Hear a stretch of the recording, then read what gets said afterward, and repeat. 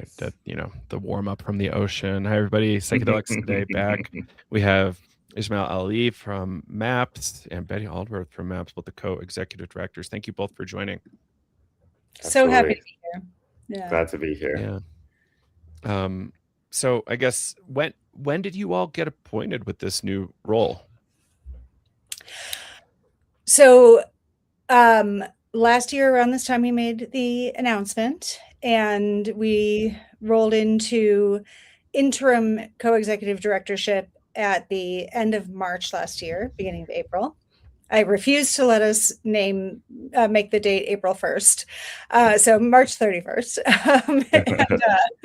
We were close though. We're like, can we make this funny? It's always a question for us.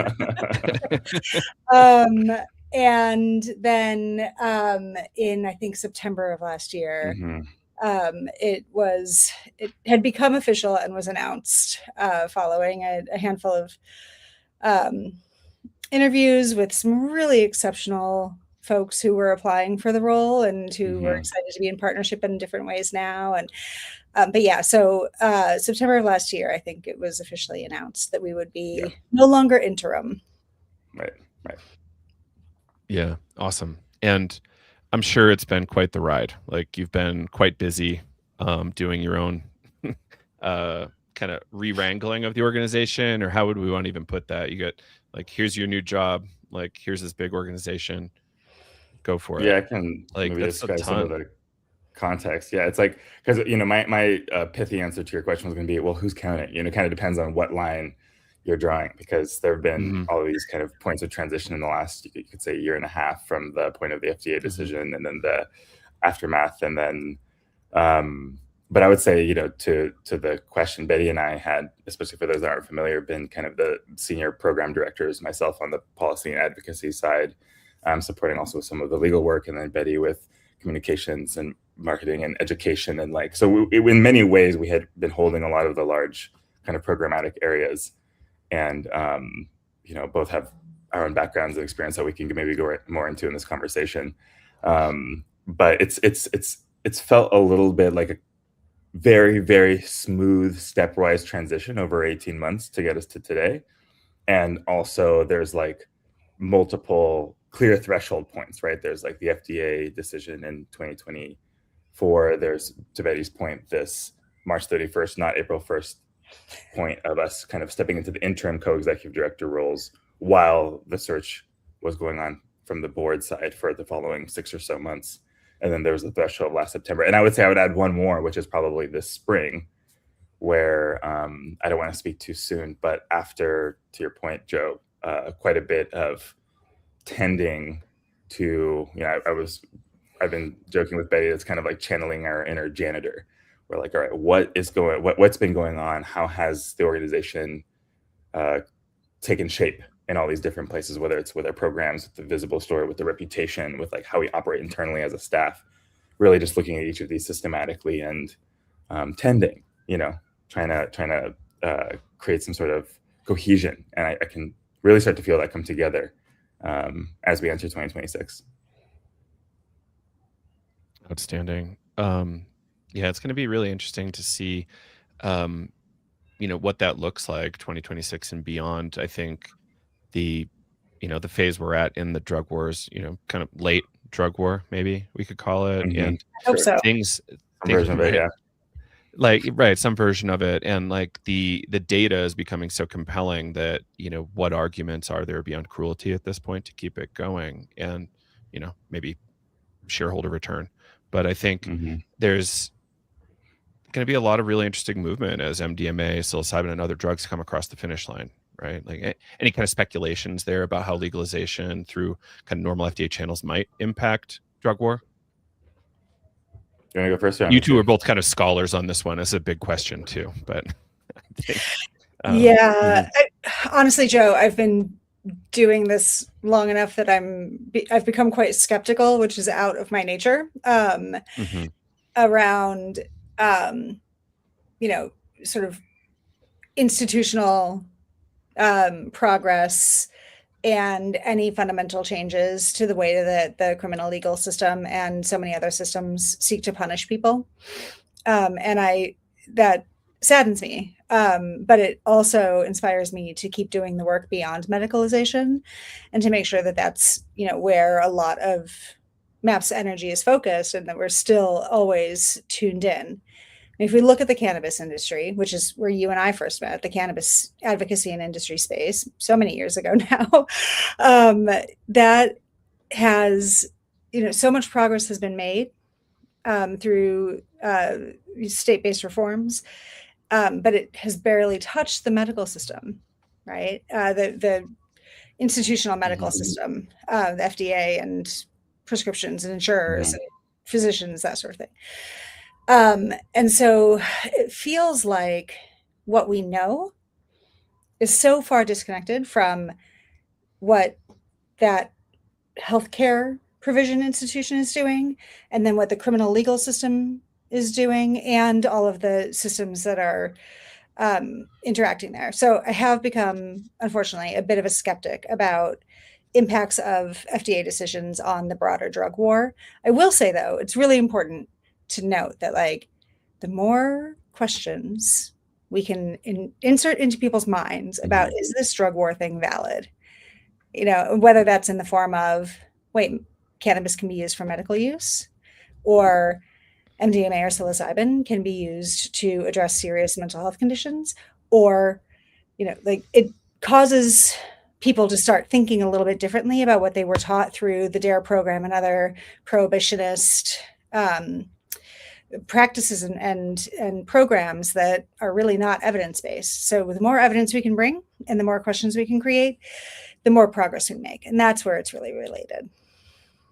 Yeah. And maybe I can just riff on that a little bit. I mean, I agree with Betty on that larger theme. And one of the interesting things about this last kind of phase at MAPS has been really confronting this sort of normative narrative within the psychedelic field that, to your point, Betty, that if people just see the research, if they just see that these benefits, and I think to an extent, as you said, to an extent, that's very true.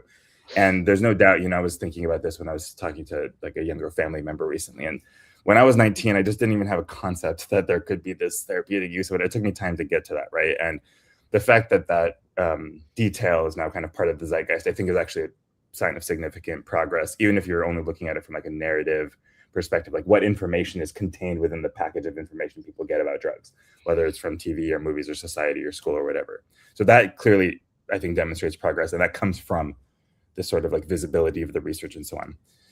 And for a long time, I kind of went through this period of deep skepticism, similar to what you were just describing, Betty, where I'm like, but it's not enough. We need this social or cultural or kind of relational changes. And I still think that's true. But I've sort of like this sort of a horseshoe theory thing here where I'm kind of back around to this like maybe delirious optimism, which comes from this idea that when these more complex narratives kind of absorb into society at different ages, and you're seeing this with like the increased kind of like what you saw with cannabis, the increased age of the people using psychedelics for the first time, right? For such a long time, it was like, this is for college kids and for the youth, and maybe that's still true to a degree, but the fact that we're now seeing this more literal and figurative maturation of the discourse, to me, feels like a major piece of progress, whether or not it's directly tied to there being like a pharmaceutical drug product at the end of the line. So all that to say that, like, I think that the fact that we're getting more shades, more opportunities, more dynamism in the conversation about drugs, and by extension, drug policy, what should we do with the fact that these are mushrooms that grow in the ground in so many places? Like, I like to believe, maybe this is the optimist in me, but I like to believe that the common sense nature of some of these solutions, some of them are not common sense, they're very complex and nuanced, but some of them I think actually do and can and will and are breaking through into society in just this very mundane way that allows us to just look at drugs in a way that's much more part of this larger flow of these tools that can be dangerous and can be supportive and can have all these risks and all these benefits, like so many other things in life. So, yeah. Right on. Thank you. So there's a recent, with you two joining as co-executive directors, it's a huge shift for MAPS that was kind of led by Rick for so long. And now you two are leading this organization together, and it seems like it's going well. But like, what are you all learning as co-executive directors, and how that's kind of different from kind of just a single individual leading? Yeah. Okay. well, Betty's been a solo executive director and also so I feel you should answer this first, and then I can add some observations. One of the things that we're learning is really how to read each other and how to communicate as partners, right? And in that dynamic, which is really delightful. And I will say that the intentionality and the care with which we're approaching this tending between Izzy and I, and between us and the organization and the organization and the community is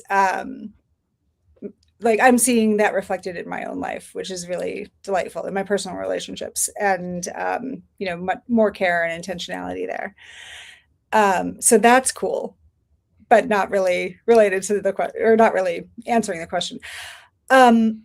Two things. One is that I think that when we refer to people as solo EDs, it is very often not actually true. At SSDP, I had an incredible deputy director, Stacia Cosner, who I think was probably more a co-ED than a deputy director. And that dynamic in leadership is incredibly important. It's been so valuable and such a shift for me in the experience of leadership that I don't think I would accept a solo executive director position again, because it is, it allows for a spaciousness that really lets you do all of the work of an executive director, but without so much of the heaviness that can cause it to become overwhelming, right? Being an executive director on your own can be a very tough thing. You have to be a fundraiser, a program lead, a strategist. You have to, manage governance, and there's so many different aspects to the work that having a partner in it, someone who you can really trust, has been an absolute revelation and so valuable for me. So I've really enjoyed that. And I think that it allows us to really have a thought partner in a profound way when it comes to the big organizational questions that need to be answered. Yeah. There's so many pieces, so unlike Betty, I had not been in an executive director position prior to stepping into this one now. And obviously I've been at the organization for quite some time. I started pretty much straight out of law school in 2016. I actually started volunteering for MAPS in 2015 while I was still finishing up my grad schooling, and was brought in by Natalie Ginsburg, who kind of, when we first made contact about 10 years ago, it was like this very, very early stage of some of the conversations that are much more visible today, whether it's around racial trauma, around looking at PTSD beyond kind of the more normative narratives. And so on one level, just on a personal level, just seeing the growth and transition of the organization from my vantage point over the years has been fascinating. And it's truly, and I'm sure, you've both experienced it, it's truly one of those never a dull moment kind of situations. Like this field it's got a lot of flaws and difficulties and challenges and all the things. And also like it's, in many ways, psychedelics are a proxy for so many other things. So it means that we're constantly dealing with these major questions of ethics and cosmology and these existential. So like, that's just been such a fascinating thing to follow and to grow into and grow alongside. And, my background with Betty is that I joined SSDP as a law student, a little bit older than most of the students who joined, when Betty was the executive director at the time. And eventually stepped into the co-chair and then chair of the board role. So it's interesting that we got a chance to, almost 10 years ago now, be in these sort of like collaborative executive positions, obviously in a very different context, different organization, but with a similar mission and direction. And then have had the last 5 years in our sort of program leadership positions alongside each other in parallel to develop, just like Betty was saying, this sort of more subtle sense of like, how do we work together through our own understandings of, you know, what motivates us and what's important to us. So I just share all that as background because that sort of shaped and I think informed my own interest and desire to be in this kind of co-executive position with Betty. And just to go a little bit more into the weeds of it, you know, the MAPS as an organization had gone through a number of different phases over a few years of like, how does it want to, as an organization, need and want to adapt to the changing world? And we can maybe talk a little bit more about that sort of strategic piece in a second. But it just was very clear that to all of us, you know, with the threshold of COVID, of course, early 2020, and then everything that's shifted in the world around us. Even MAPS literally had an office in Santa Cruz and then didn't. We all went fully digital. Like little but significant stuff like that impacted all these different layers. So I say all that to say that the like stepping into this role for the first time myself comes with both all of these new understandings of responsibility and accountability and just work that needs to be done around, you know, what you were just saying, Betty, around there's the fundraiser piece, there's the strategic piece, there's the cohesion of the team piece. Some of that was really new and some of that had really avoided as long as I could, being a subject matter expert, really focusing on the law and this like, you know, front edge of this other topic. And at the same time, so many of these aspects are familiar. What Betty was just saying about like how it impacts our relationship to each other as professionals who are on this mission at the same time, how it allows us to have more space to understand the fact that we are working with a whole crew of professionals, both within MAPS and then also within the larger movement that are all have our own motivations, that all have our own angle. And now we're all really saying that if we don't figure out how to work together, not to be so corny, but it's so true. If we really don't figure out how to like I don't want to say get over it but it's working through some of the things that I think make make our movement less effective than it could be, then we're not going to get to where we want to go. And so in many ways, this work, at least my experience of it is it's a microcosm. It's like Betty and I get to test out these we don't come from the same worldview. We don't come from the same background. We get to like test that out with each other and then bring that with that kind of refinement to our team and then the people around us and the movement and so on. And then when you throw in Rick to that leadership group, right, he's still very much in the mix. When you throw Rick into that, who has such a different background from both Izzy and I, then you end up with a really interesting dynamic and working out that intergenerational, there's just so many ways in which we approach things differently, but end up in oftentimes in the same place through our different lenses. It gets very sometimes a little bit spicy, but always, we end up in a place where we feel like we're really moving in the same direction ultimately.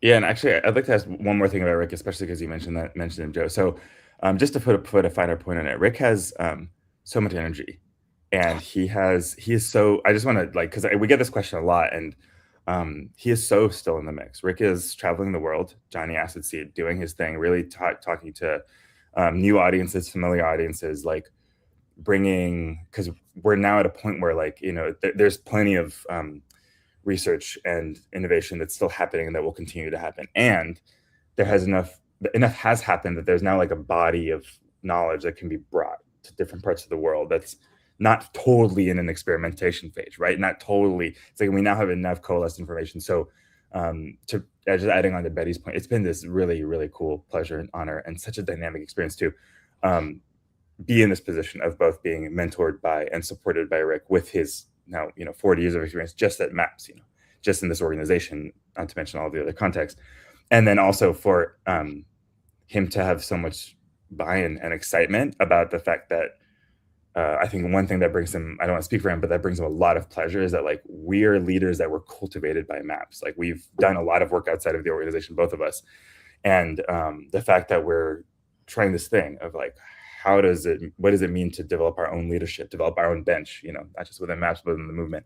So it's been great to have that place where Rick's got his super strong perspective that we're always engaging with. And also he really respects us.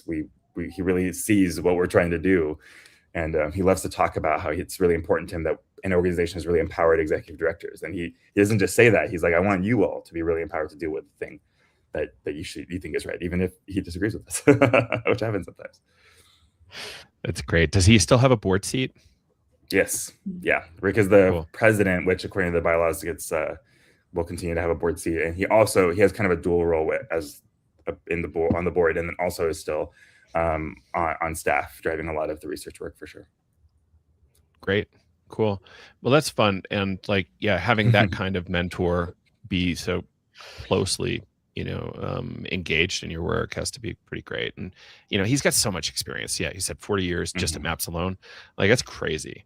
What a rare stories on stories for sure. Yeah. You can get sidetracked in Rick stories. So, I'm trying not to. So I'm kind of curious about misconceptions people have about maps right now that maybe would be cool to clear up for you all. I know, like, there's so much legend wrapped up in maps that it might, there might be a couple things that could be useful to deflate. Can I start on this one? I've got a couple off the top of my head.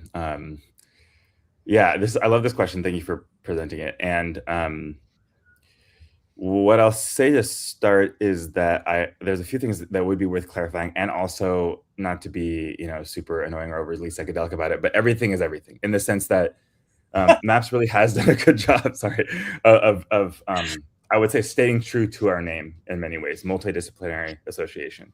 If you break down those words, like, we actually do have a lot of perspectives and a lot of worldviews that are contained within the organization. And I start there because I think one misconception that seems to pervade a lot of the conversations about maps is maybe also riffing on this last question about Rick and his role versus maps as an association. One thing that Rick has done a really, really spectacular job of over the course of his life and career is surround himself with people who disagree with him. And some people, I hear people say that about people a lot, but like, I've really seen it up close with Rick. He really does not, I don't want to say he's like, doesn't have yes men or whatever around him, but like, really truly, like, I've seen more like kind of critical engaged discourse in the work that Rick has engaged both in the board and his other professionals than many, many other leaders I've seen in my life. And the reason I bring that up is because while that's true, it's also true that part of what I see as Maps and what Maps has been created as a container is both this coalition of staff that come from all over the country and all of these different worldviews. And we were answering this question the other day, like, what is Maps? It feels like it's hundreds of people. And it's like, our staff is like 33 or 30 something right now. 30. And when people ask that question, I'm like, and we are the hundreds and hundreds of people you think we are, because we are the association. I mean, I'm not saying that, but it's like so many people have learned so much and grown so much and been in that kind of dynamic that this is what I mean by everything is everything. It's like we are like, it is Rick and his vision, and it's also this group of staff who are more than that, and it's also this larger movement and vision of people who like see what's happening and are trying to put this energy into creating a more beautiful world that our hearts knew as possible, utilizing psychedelics as like one of the tools to get there. So I think that's one big thing. It's like, we're also Maps, the people who have engaged and who've committed, whether it's time or money or energy or care or education, or been that person in their friend group that talks about the thing, like, to me, all of that is part of this larger container that Maps is. So that's one that, like, it's more dynamic than I think people sometimes see because of the big story. And that's maybe the second point that I'll make, which is that a lot of people, especially as a director of policy for a long time and focusing in this work in this area, especially in the policy world, I think that because the most visible work, the flagship project, you could say, has been around MDMA assisted therapy for PTSD, the medicalization, the work with the FDA and so on. That has been a huge part of our work over the last decades and will continue to be. And also, I think that I'm constantly reminding people that we are actually, I don't want to say agnostic, but we believe in multiple points of access, multiple points of legal regulation, multiple ways to get to what we want to get to. So in other words, we're not only pro-medicalization, anti-decriminalization, or anti-XYZ. Like, we're actually, I like to think of it as different kinds of people need different contexts. So we actually support all kinds of political efforts, both on principle and in practice, like in our day-to-day work. So I think it's really important that people understand that Maps, while it's had this I don't want to say veneer, but there's certainly like front-facing story of the medical access and the importance of that work for some of the reasons we talked about. Maybe we can get more into, but that we're also looking at this like larger mission of responsible access to psychedelics for beneficial use within social and cultural, and yes, also medical context. And that's a much broader vision than just getting a drug approved through the FDA. So I just wanted to, I think that feels really important because like we are, and I think with this transition into Betty and I's leadership, I think, and maybe you can speak more to this, I think we're also recognizing how important it is to tell these other stories and how to weave them together in a way that doesn't seem like, oh, one is going to get the spotlight and take all the air out of the room while the others have to just kind of, good luck, you guys. Maybe you'll get something done somewhere. You know, we really want to be at that level of involvement with other pieces too.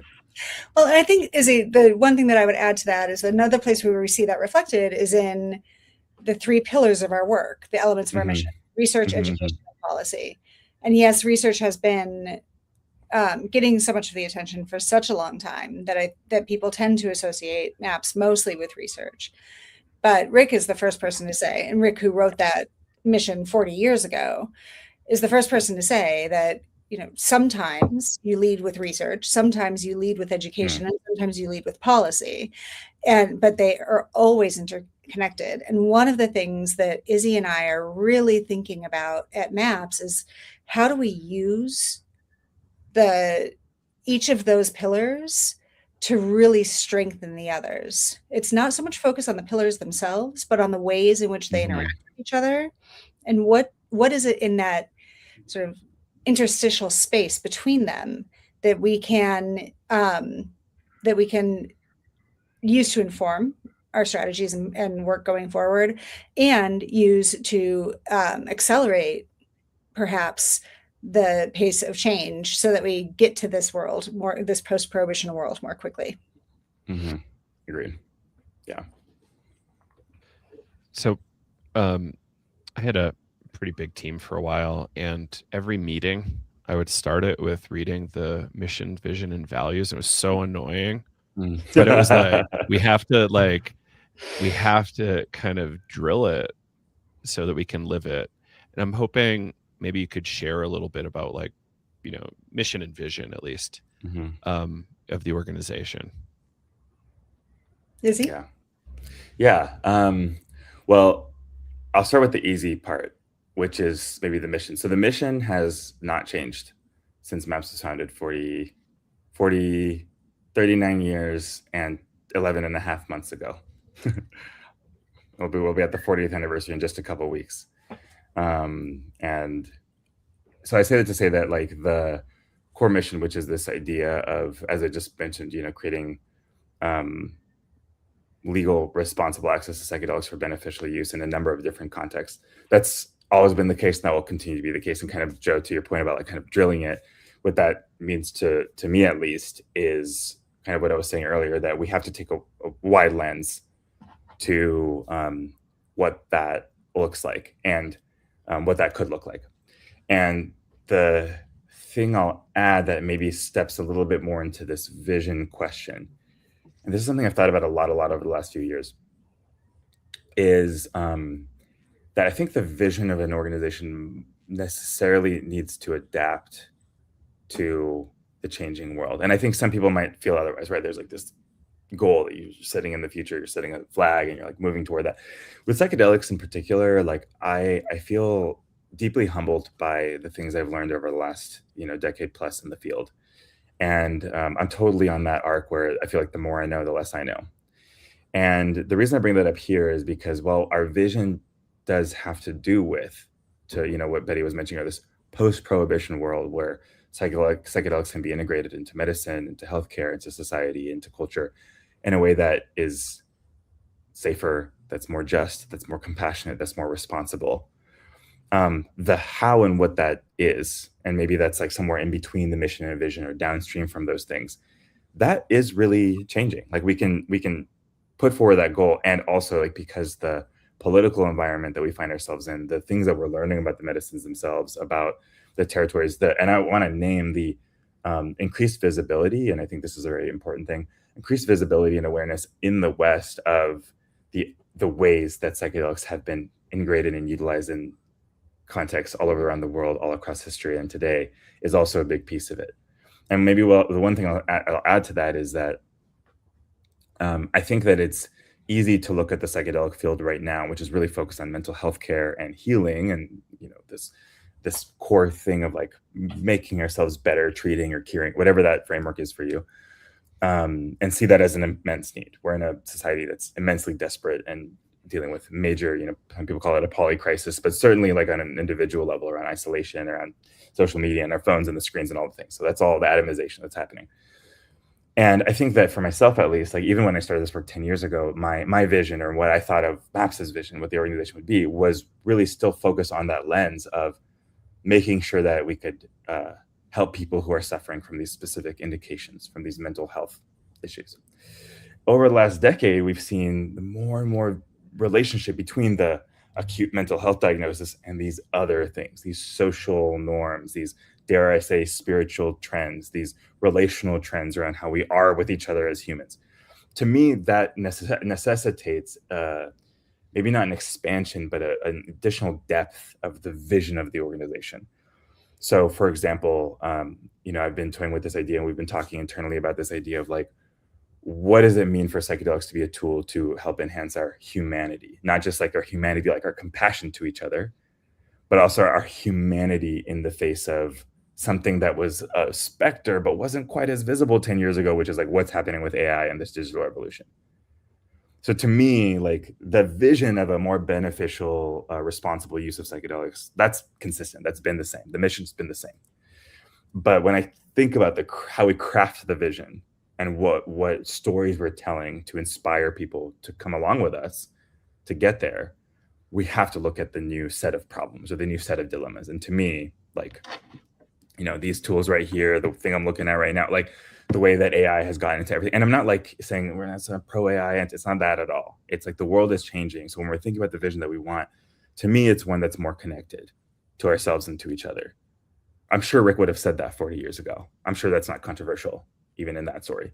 But we can take a finer point now. We can look at, okay, so how do we bring in these pillars that Betty was mentioning? What's the research? What is the education? What is the policy? How do those things not just get us to drug legalization, which is an important goal because it allows us to create a regulatory system that I think is more sensible in so many ways. But beyond, what is the purpose of the legalization or the regulation or the creating access? What are we trying to get there for?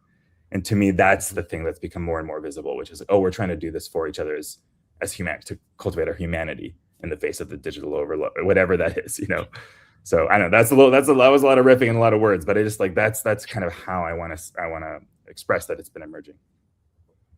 Yeah. Yeah, Benny, anything you want to add about mission that wasn't really covered? Mission or vision? I first off co-sign everything that Izzy just said. Right, we've been having this conversation for a while now around like what is it that we're really here to solve. Right? And so I'll and I want to say too that like we remain very much committed within all of that to the opportunity for psychedelics to be a tool to help people who are most in need. Right, that's absolutely still a huge part of our focus. So that shows up in we're committed to the research for and we want to make sure that therapists are trained, that all of the things that and prospective patients are informed, and all of the things that go into making sure that people who are in need most urgently of mental health care are able to access it once it comes online, both here in the United States and around the world.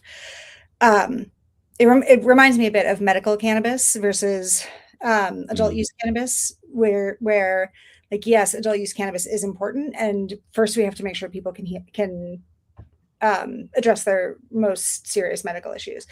Same with mental health care. So ensuring that we're continuing to engage with and platform patients and patient groups and loved ones and caregivers, paying attention to those needs very closely, the therapists and clinicians and all of the work that's happening there, while also recognizing that is prima facie step one of ensuring that we can start to build a world where we are more connected to each other and ourselves. Mm-hmm. Mm-hmm. Yeah, staying ahead of this kind of really crazy digital thing is going to be interesting. Mm-hmm. And mm-hmm. Yeah, some comedy I watched the other day. I forget who the actors were, but one guy was, my job is making software more addictive, making your phone more addictive. Like, that's all I do. I'm like, that's a real job for a lot of people. Oh yeah, and they get paid very well. Very well. Yeah. Yeah. So, thinking about these downstream consequences, and I think there's a world in which if people can heal, they might not want to do that. I was the self-righteous 22-year-old out of college bragging about how I didn't have to go work for Lockheed to everybody. I'm like, look at me, I can go work not for weapons. And like somehow that was a flex for like the Northeast population. I'm like, that's crazy. But now it's like, it's everywhere, right? It's so hopefully people can get a little bit more freedom to think about what they want to put their energy towards once we heal. Yeah. So next is this kind of the future, right? We have the conference. Let's talk about that for a minute, and then we can go beyond the conference. Yeah. So what's coming up? So Psychedelic Science 2027, we have announced. We've sent out save the dates for folks. We will be back in Denver again at the Convention Center. And that will be May, I think workshops start May 1st. First full week of May in 2027, yeah. Yeah, and then the conference is May 3rd through 5th. And so this is a little bit inside baseball, but one of the things that I'm really excited about that we're doing this year with the conference is we are, it's a huge deal, right? It's a lot of work to put that thing on. Yeah. And, we have a staff of 30. So obviously we weren't doing that on our own. We can't do that on our own at any point. But we are this year really paying attention to like, what is it that we're bringing in partners for?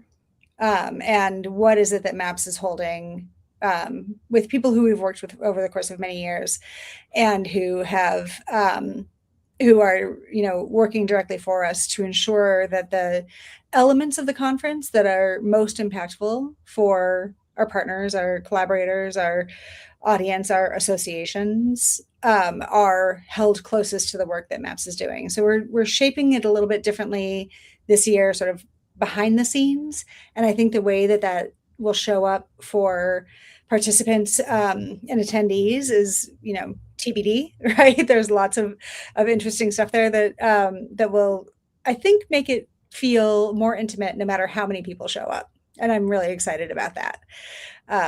We're also, looking at what are the ways that we advance critical dialogues, through this conference as one vehicle for that. Is it through, mostly panels, or is it through something that's more engaging? Is it through dialogues? How do we, everybody talks about bringing the hallway track into the program, and that's really something, for anybody who's listening who's not familiar, the hallway track being the most important and most interesting conversations you have are the ones in the hallway outside the session rooms. Like, it doesn't have to be that way. We can actually we can have those conversations in a facilitated structure that intentionally creates the container for them. And also there will still be hallway conversations. So we're really at the early stages of planning right now with a great team on board. We've had a handful of team members return who worked on both 23 and 25.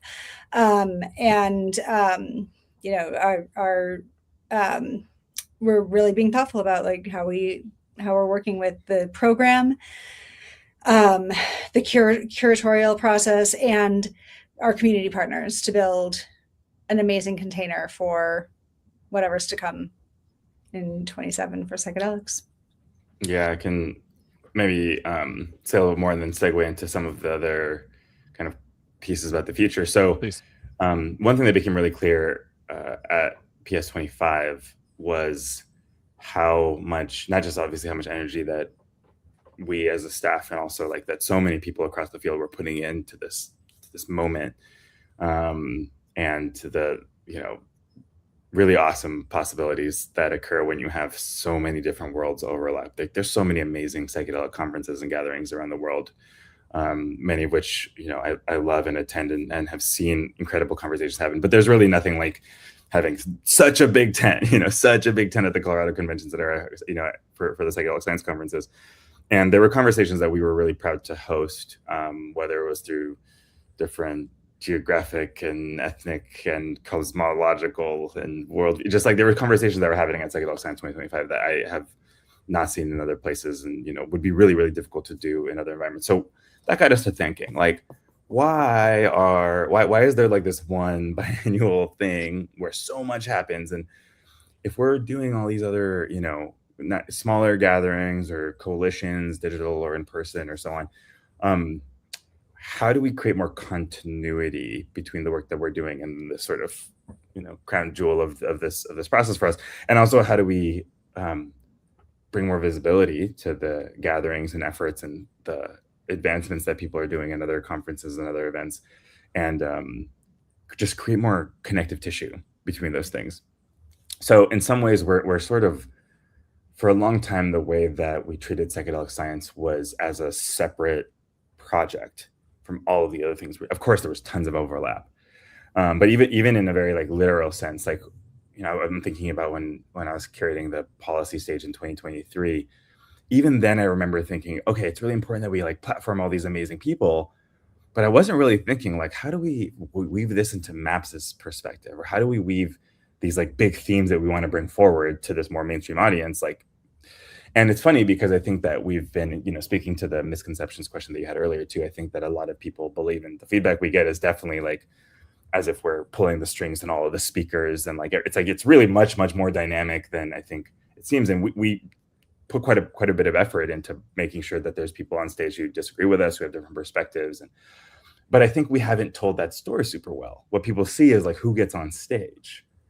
And I think giving some of that, like more visibility of the background, like both in what are the events that lead up to the insights or breakthroughs that then get put on the stage. That's one piece. What's happening for the year and a half between now and then, first off, and then, you know, year and a couple months now. And then also like how do, to Betty's point, like how do changes in format, whether it's workshops or dialogues or discourse or interviews, or how do those changes actually break the fourth wall a little bit and make it less seem like this slate of people who agree with each other, who create this sort of hegemonic worldview, which is, you know, would be impossible with that many people and this many perspectives, and more of like, you know, we've been kind of testing this language. Like, there's a visionary, Rick as a visionary, MAPS as a vision organization, but we're moving into this direction of a movement of visionaries. How do we put a spotlight on this movement of visionaries, of people who are all doing this brilliant work in all these different ways? MAPS for a long time had to do all the things because we were early, and because now we've got this massive, incredible ecosystem that's been built of people who are better suited than we are, better suited than others to do these things. Our job now is really, how do we be like cosmic switchboard operators and make sure that in addition to pushing the edge with the research and the projects that we're still going to be moving forward on, still going to be kind of pushing the horizon on, advancing the horizon on, how do we also make sure that we're like telling the whole story and demonstrating that that's what we're doing? So I think that that's what the conference wants to be. It's like just taking the other lens to bring more visibility to that brighter vision. So can I jump in with one more sort of like heady thing about this? I've been involved in movement work like since before I could walk, right? I've been an activist and advocate for a really long time, and always frustrated by disempowerment, like both in the sense of people feel like they have no power, and systems and stories perpetuate that feeling, right? And because what I learned very early was that even just by writing letters to bring more awareness to the apartheid regime in South Africa, right? I got to be part of a movement that changed something. And that was incredibly powerful for me as a young person. I was like 14 or 15, right? And that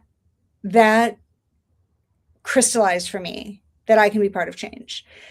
So much of our modern world makes people feel so powerless. And part of that is that we sort of gloss over and sugarcoat and all of the work that it takes behind the scenes by thousands of people to make change really happen.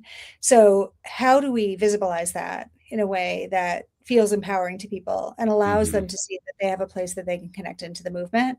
Like, we all struggle with things like the great man theories and, like, you know, this sort of singular simplified vision of how change happens.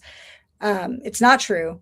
And it causes people to feel like they have a lot less agency than they do. So how do we think about that? And this conference question fits into it. The co-leadership of Izzy and I fits into it. Our storytelling, and like what we want to make sure is broadcast as we celebrate our 40th anniversary, all sort of shows just how many people it takes to make change happen. I'm really excited to be part of that. I particularly love the element of empowering people to feel like they can make change. And secondly, just telling the psychedelic story, which is such a big story, the drug policy reform story, both stories are gigantic together. And, you know, taking attempts, like taking stabs at trying to, is so important. You know, so I applaud that. So thank you. Thank you. Massive. We're having a blast over here. Good. So let's talk about other stuff. So, like, there's been some interesting stuff at Ohio State with Sarco around like law enforcement training. Like, is that going to be a major project for MAPS? Izzy, do you want to close for that? Yeah. Maybe I'll start by saying that, like, each of those kind of pillars that Betty mentioned, you've got the research, the policy, and education. We could maybe go into them in different directions, but you know, to this point about really refining, like, what we've been thinking about is, like, what's MAPS best positioned to do, given the resources we have, the connections we have, the network, and so on. And what are things that are going to be done super, super well by other organizations and different groups. And in a case like this one, so let's say we're looking at kind of a larger field of education. You know, Betty mentioned the therapist training, which is going on. Maybe Betty can speak a little bit more to that specific piece.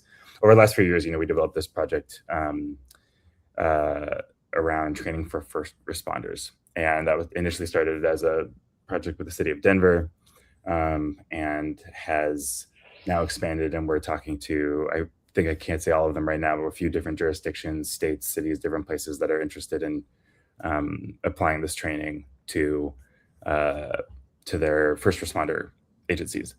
And the Ohio State example is fantastic because, I mean, I don't know if 5 years ago, maybe, but definitely not 10, would there have been an academic institution that would be putting this kind of time, energy, visibility, and investment in a program like this. And the Ohio State is particularly interesting because they actually have funding from the state. They're one of the first academic programs that also has state funding for a number of different things, one of which is kind of developing first responder training.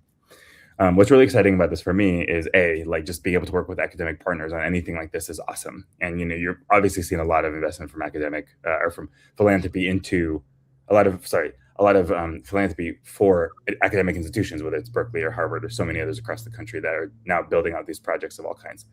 So that's in general, I just want to acknowledge that that's quite a big state shift from where we were even a few years ago, and a sign that kind of legitimate institutions of all kinds want to be in this conversation. So that's a huge sign of progress. And I think it's really good for the field because I think we actually need and have to be outside of the sort of like bubble of advocates and activists, which I love and I consider myself a part of, but also like some more of this engagement from the quote unquote real world, whether it's academia, whether it's state agencies and so on. So this program with Ohio State is a great example because it's like it takes these assets that we developed within MAPS that are focused on first responder readiness for crisis that may be related to psychedelics. And I really especially love it because one of the big things that came up with this particular program or this project or this area was a total chicken and egg thing. And this is, I don't want to get all the way down into the political rabbit hole, but politicians, some of them are super brave and courageous, and some of them are not. Some of them are willing to step ahead and be like, oh, we're going to need this in anticipation of XYZ that's happening. In this case, it'd be, oh, we're going to need to prepare our crisis response professionals before we move toward decriminalization or legal access, whatever that looks like. But in many, many, many cases, it's the other way around, right? It's like you'd have to have something that would push the state to realize, oh, this is the problem. Oh, we have to respond to it. So what I really love about what Ohio is doing, and the state of Ohio, and also Ohio State University, the partner that we're working with, is that Ohio doesn't currently have like decriminalization of psychedelics in the way that Colorado does, right? What we see there is this interest from the state and this academic body to preempt the kinds of things that might happen, which to me is like it's a very strong application of harm reduction and kind of proactive education. One other thing I want to add to this that I really, really love is that, and I'm sure plenty of people in your audience already know and understand this, but psychedelic crisis and mental health crisis are very, very, very linked. They're not the same, but there's a lot of overlap. And there's been this larger trend within the United States to move away from armed crisis response and much more toward crisis response that is more informed by the realities of mental health care and the needs related to mental health crisis. So one thing that's really important here is I think that while on one side of the story, it's, oh, we have a training that's unique, that's new, that is innovative, that's looking at this dilemma that states could be facing in the future and responding to it. And also, it's extremely not. It's part of this momentum that's already been building around what is a more humane and compassionate response to crisis on the street look like, period, whatever the cause is. There's lots of downstream questions after that, right? This doesn't solve all the problems by any means, but we've noticed is that it's allowed more of this openness for first responders of all kinds to just get into this conversation about mental health crisis, not how that impacts their jobs, and then lastly, how that impacts them and their own mental health. We try not to Trojan horse the whole thing, right? The conversation of mental health for first responders and how they respond to crisis is not the same conversation, but there's a lot of overlap. So I appreciate you bringing it up because it's a good example of the kind of project that we're really focusing on, which is it's this innovative asset. It's this that hadn't existed before. But we're not going out being like, we have to be the ones delivering and training everybody. We're like, no. Who are the partners who are motivated to do that? Ohio State University or a state body is going to be better suited to do that in that environment than respectfully be on the West Coast in California. But we can create the assets that make that possible. And that partnership, that type of relationship is like a great example of the direction that we're hoping to go into. And I don't know, Betty, if you want to add more, if I can kick it to you, because I think that the way that we engage with international partners for therapist training is another great, there's a lot of examples like that I think are just interesting and also demonstrate what we're trying to do going forward. Right. Yeah, Betty, please. I did see some interesting action in Poland, but feel free to go where you want to go here. Yeah. So as you mentioned, our therapist education program, which is something that I'm becoming increasingly passionate about every day as part of the work that I'm supporting here at MAPS. Rick is the person who finds our partners and decides where we're going, and I'm supporting the team on the infrastructure that's required to make this happen because it is, quite a big bulk of the work. So we find partners in places like Poland, Switzerland, Bosnia and Herzegovina, Mexico later this year, all over the world, particularly with a focus on places with high incidence of trauma and the fewest resources available to address it. And we go and train sometimes therapists, but mental health care practitioners in those places so that they can become perhaps eventually clinical investigators, so that we're starting to build a professional education framework for psychedelic assisted therapies, for inner-directed healing specifically, the model that has been used in all of the MAPS initiated trials so far. And we are almost always able to bring quite a few people on scholarship. In fact, last year we conducted a program in the Ukraine that was entirely free to every participant, all of whom were Ukrainian. So we're able to support people coming from Palestine, from Lebanon, from all over, and of course, through our partnership with MAPS Israel, bringing people together, even on opposite sides of conflict, bringing folks together to begin to understand psychedelics and their potential, their promise.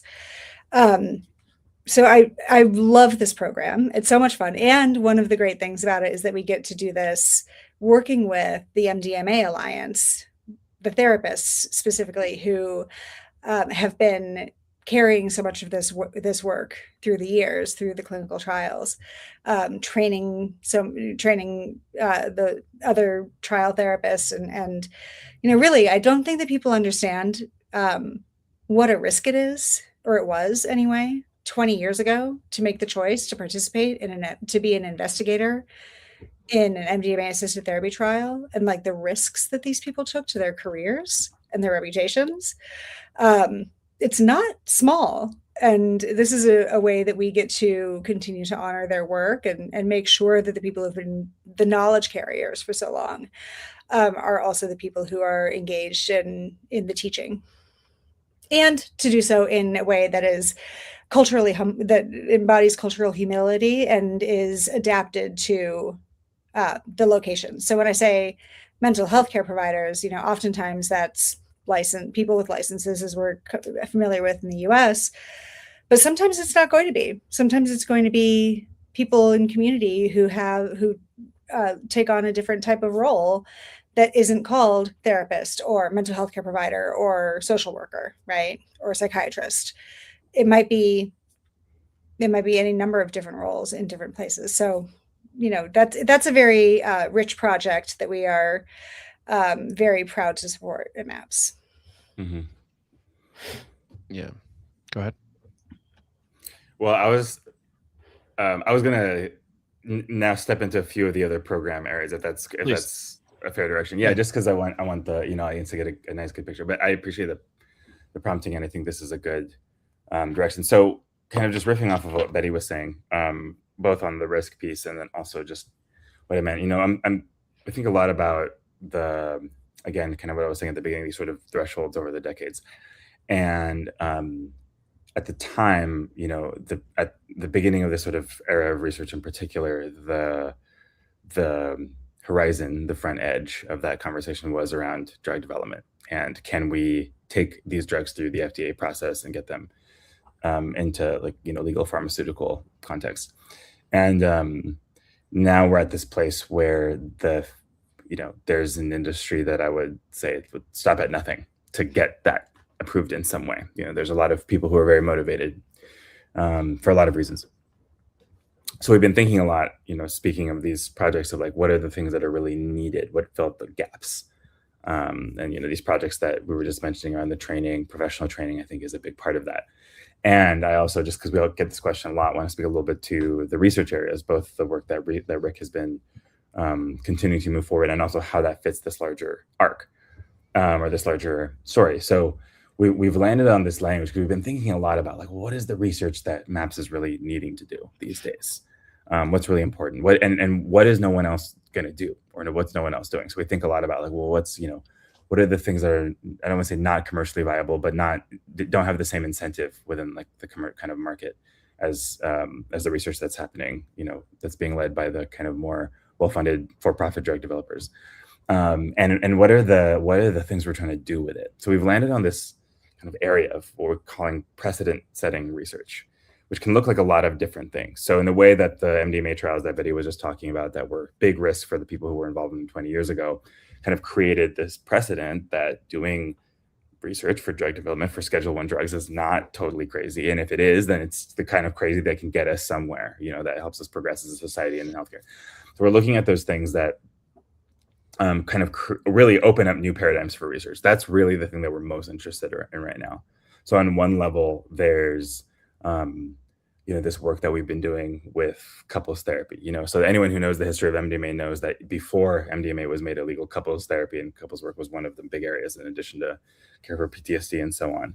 And there's kind of like a pithy, funny way to talk about it. Oh, like, of course, couples with MDMA, it's a love drug, but there's that piece of it. But if you go a step deeper, there's actually some very interesting precedent that's set there, because having a tough relationship is not in the DSM-5. People have pathologies, couples don't. So the idea of saying, okay, well, what are the ways in which these substances can be applied without necessarily having to rely on this sort of diagnosis-based framework? That's very interesting. We've got, I can get cosmetic surgery, or I can get Botox, or I can get these procedures without needing a diagnosis, right? Or if I want a therapist, I can just get a therapist. So we're thinking, the term is elective care, and we're looking at these like ways where psychedelics can stay within this like highly regulated medical environment. Not only there, because we also support community care and religious use and all these other things, but insofar as that there is this sort of medical context, what are the ways in which you can get the protection, the oversight, and the supervision and the structure of a medical context, while also utilizing psychedelics for personal growth or personal development or relational healing or so on? That, to me, is a very fascinating area, because it's part of this larger kind of Western medical framework, but it's not only reactive to the diagnosis that we've been focused on and that we've looked at so far. So that's one. And then the other I want to say is looking at populations that are less likely, even if we do get insurance coverage, even if we do get full approval, all the things that we love and that we want, like, we're no strangers to the reality of the inequities as they land in people's lives. So we've been doing for the last couple of years is like early stages of research that hopefully will become more kind of substantive research projects, clinical projects, on working with formerly incarcerated people, population that we know has extremely high levels of trauma, check all the boxes that you might see veterans or survivors of assault or so on have experienced, but who, from a access to healthcare perspective in the United States, are significantly not just disadvantaged, but I would say actively neglected by the state. So we're looking at these places where it's like, well, how do you utilize this progress and research to not leave people behind and to apply what we learn with these populations that do have good representation within the political sphere, like veterans who have really organized incredibly actively and effectively to create access to these medicines to the extent that we're now having a conversation about this at the federal level, not just on the medical side, but on the policy side, which is totally driven by organizing from veterans in the United States. That's incredible progress and incredible work. And like, we're like, okay, so who doesn't necessarily have that political capital? Who are the people who we really want to make sure that we can build up a research base that would be taken seriously by whether it's academia or other clinicians or so on. So formerly incarcerated people, and, to Betty's point, people who are in these conflict zones or zones where they've experienced displacement or all kinds of kind of just humanitarian impacts. And we're not going to go in there and say, like, we know how to give MDMA to people in conflict zones, but we can definitely find the people to partner with in those zones who really have thought about this for a super long time and who are interested in the promise of psychedelics, not just to like apply our modality A to A, B to B, but really to evolve that in a way. So these are to us, these are the leading edges. These are the things that I think, we see MAPS as being best suited to engage with. Yeah. And also the things that we think are most important to be doing right now so that people don't get left behind, so that whatever this future world, the vision that we were talking about earlier, whatever that becomes, it's not one that increases disparities in health, which could very easily happen if we're not paying attention. Well, we aren't under the misapprehension that that areas or populations with high levels of trauma and insufficient resources to address it is just outside of our borders. There's a lot of that within our borders too, right? Yeah, right. People. Yeah. So, right. You presupposize that, right? Yeah. And so how do we fit into that framework to be able to, like as he says, like we all like to say, make sure no one's left behind. Mm-hmm. So we had a question from YouTube that just popped up there in a distracting fashion, but how can people get involved? This person seems to have some access to a research department at a university. Yeah. So one of the things that I would recommend this person does is go sign up for updates on our therapist training program at maps.org. just maps.org, in order to stay up to date on the training opportunities, but then also can find tons and tons and tons of resources on our website through our now 35-year-old bulletin and the virtual trip, which is all the videos from Psychedelic Science 25 and 23. So like step one, make sure that you're learning and staying on top of the subjects that most interest you. If you are in a research department, there might be an opportunity for you to be an advocate within that department, to begin conducting some amount of, I don't recall if it was clinical or what type of research it is, but there are so many different ways that, I mean, even the social sciences, right? I've been reviewing some of the information on quality adjusted life years, right? So like the economic sciences and, social sciences and all the rest.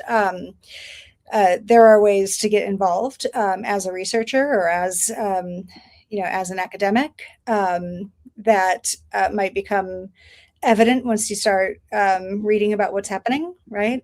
So I think that there are lots of ways to answer that question. One way that I like to recommend is, a lot of the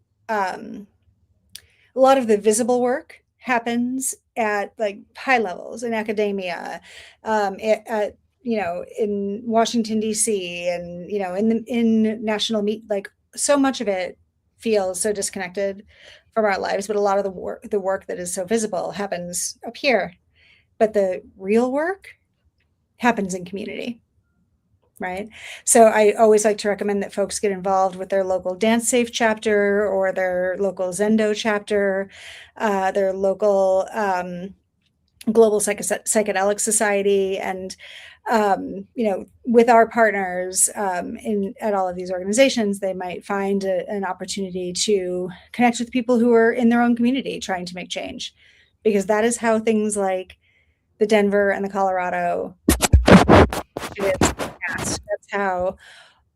That's how change starts at the local and state level, but it's also, those are the people who you will be counting on as you are on your journey as an advocate. Yeah, I can. Please. Sorry, go for it. You're up. Yeah, I agree with everything Betty said, and one thing that I've appreciated, I've spent a lot of time working with lawyers over the last years, and legal professionals who are interested in getting involved. And like many other areas of our field, there's so much to do, not enough funding, like not enough connection. It's like it's one of those things where the interest outpaces the capacity of the field. And one thing that general trend I've noticed is over the last few years, I think that the carrying capacity of the psychedelic movement is starting to right size. Like the water levels are starting to go align. And there's we were in a really big hype cycle for a minute there. And maybe still are to an extent. But I bring all that up to say that like one thing that I've noticed over the last decade that's been very useful is the experience that you commenter, or really anyone is developing in their own field, in their own world, is extremely useful. A lot of people think, especially when they're engaging with psychedelics, that they need to like pivot into working with psychedelics. Or I see business owners all the time who have an experience like, I'm going to start a business about psychedelics or what. And it's like, no shit, people can do whatever they want to do. And also, like, we need people everywhere. We need people in the department, in the research departments that aren't talking about psychedelics too. We need people in real estate. We need people in industry. So I say, like, I think that like, if people are having psychedelic experiences or benefiting from their journeys, and all putting that energy into developing more psychedelic stuff, then I think that we might only be getting part of the story. I think that what we actually want to see is for our psychedelic experiences and journeys and growth to impact every sector. So I'm not trying to diminish someone's excitement about working with psychedelics. You should totally do that. And I think what Betty said, advocating within the department, figuring out who at your university or adjacent, and maybe I think that's a great point, Betty, looking in the social sciences, looking in these other areas, because people tend to look in the clinical research worlds, and not every school or not every place has that within their departments. But we're now in a place where, you know, sometimes it's literature, sometimes it's philosophy. You're seeing this conversation about psychedelics show up in all these places. And I think that's actually what we need more of, which is like, how are the, without putting a moral weight on it, but like, how are the ways that they're helping us heal or come into contact with ourselves or develop other relationships with our partners or our friends or our parents or what our inner children, whatever that is, like, how do those things actually allow us to show, not tell, about what we're trying to do to make the world a better place? This is less like the call to action, like, go call your representatives. I see this person's in the state of Washington. If you haven't already, there are groups in Washington that are working on policy access there that are worth engaging with. But what, even if there isn't that in whatever state any listener is in, whatever place that someone is in, this sort of, it's sort of like a humble advocacy. It's less like, I'm going to go out into the rooftops and say, everyone should do psychedelics. I don't believe that, first off. But, and more like, what is it doing for you? And how do the people around you see that that's happening? How are you a model for what world we're trying to create in your own self? It's a little more of like a personal thing than, you know, Betty, what you're saying, which I think is a lot more practical from an activist standpoint, but I feel like it's important to name that. I love that. Yeah. What is it? Y'all have a catchphrase, be the portal. Something like that. Oh man, there's a few different ones. Be the bridge. Yeah. Be the bridge. But there's also see past the paradox, which is another good one, which is like, but it's about you, but it's about us all, but it's about you. You know, it's like, there's a lot of ways we interpret it. That's great. Well, cool. Anything we want to leave listeners, viewers with? Well, as we've sort of glancingly mentioned a handful of times, we're about to celebrate our 40th anniversary. So I hope that folks are following us on social or are on our email list so that you can see some of the cool stuff that's happening there. We're going to have specialized merch drops and different ways that people can get involved in that celebration beginning in a couple of weeks here. And we're very excited about it. I'd also like to put a plug in that Izzy and I will both be speaking at Psychedelic Culture along with Rick, the three of us on stage together. So that is in San Francisco, I think the 17th, 18th, 19th of Great memory. So if you can make it to that, you know, we would love to see you there. That'll be the first time that we've been on stage together in quite some time. So I'm really excited about that. Yeah, lots to come around that 40th anniversary. And of course, Psychedelic Science 2027. You know, save that date if you haven't already. That's May 3rd through 5th of 2027 in Denver. Amazing. Yeah, and maybe the last thing I'll add is it's a little bit more of a riff on what I was just saying in this question of like how to get involved and what we're doing and what is MAPS and what are we going to become? What are we trying to be? And just to kind of like bring all of this threads together in this conversation, I just want to highlight, Betty, what you said earlier around like, in some ways, what we're trying to do as co-executive directors is just model what we think we should all be seeing more of. Not that we like know everything. And in fact, specifically acknowledging that no one person knows all the things. And that as we're looking at this next phase of the movement, whether you count it from the beginning of MAPS, the next 40 years, or the post FDA, whatever, like however you want to characterize it, you know, as a person who's in the field, that this shift toward empowering us as individuals and recognizing that we do have power both as ourselves and also in coalition and community. It's not just like window dressing. It's not just like words that feel good. It's actually like, if we zoom out and look at the movement over the last, decades, it's actually how things have happened. And like, even if you come back to like the way that Rick has worked within MAPS, like so much of his work, yes, it's about the research. Yes, it's about what we made possible because of the evidence based on the data, but it's also about the relationships that he's built. And part of the reason that we're in the position that we're in now is because the relationships that we've built. Both the strength of our relationship with each other as leaders, but also with the people who we've built trust with and ruptured with and had to repair with and are still working through things with, So I guess I say that to say that like the thing that I implore us all within the field to just be tracking is the willingness to show the vulnerability and show the honesty of like the humility of like us trying to figure this out together. I'm at this point in my career that now, especially within the psychedelic field, if someone shows up sounding really sure of themselves, I'm really suspicious because we really don't know. And that's okay. And that's okay. And like, that's part of why, maybe just in closing, I'll say myself, like, I'm deeply honored and grateful that we're seeing more indigenous leaders from traditional practices who have every reason to be like, why would we deal with this Western culture? Which, like, why? Like, there's so much over there. Like, let them figure that out on their own. And yet, we're seeing leaders from all over the world, within the United States, Native American leaders, as well as from South America, from Central America, from Africa, from these places, who are showing up and being part of this conversation because we're all connected. I'm saying that sort of tongue in cheek, but it's true. It's like what we do here in the United States deeply, deeply impacts people around the world. We focus so much of drug policy on, I'm kind of a broken record about this. We focus so much on drug policy on like this sort of consumer centric. What is it like for us as Americans who are taking these substances? I really, really want to implore us, and this is a lot of what we're trying to do at MAPS, to take a bigger picture.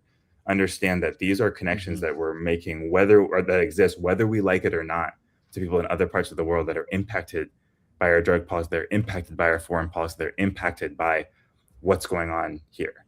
So I guess it's really just a call for responsibility and a call for like our own responsibility as MAPS, and an invitation for people to witness that and to keep pushing us, like keep critiquing us, keep pushing us to be the best that we can be, because we're doing our best and we're going to keep doing our best. And we're grateful to be in the position we're in. We're deeply honored to be in the positions of leadership that we're in, and don't take it for granted.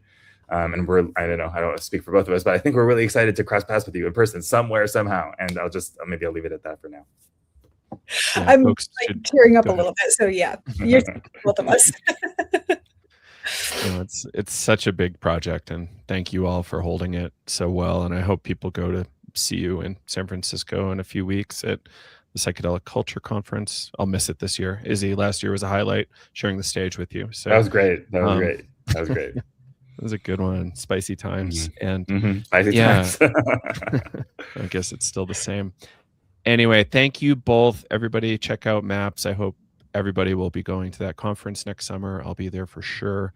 And yeah, thank you again. Thanks so much, Joe. It was a pleasure.